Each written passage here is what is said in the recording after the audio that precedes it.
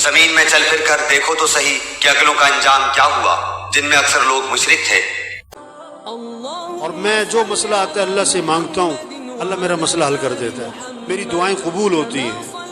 استغفار کی میں نے یہ فائدہ دیکھا، میری دعائیں بڑی قبول ہوتی، میری ساری دعائیں قبول ہوئی، ایک دعا ابھی تک قبول نہیں ہوئی، باقی ساری قبول ہو گئی۔ وہ کون سی نہیں ہوئی بھائی؟ کہ میں نے نام سنا ہے کوئی امام احمد بن حنبل، بڑے اللہ والے، کوئی بزرگ آدمی ہیں، میں نے اللہ سے دعا مانگی کہ اللہ میری کبھی ان سے زیارت ملاقات تو کروا دے، میں ان کی زیارت کرنا چاہتا ہوں، یہ میں نے دعا مانگی، یہ ابھی تک قبول نہیں ہوئی، باقی ساری قبول ہو گئی ہیں۔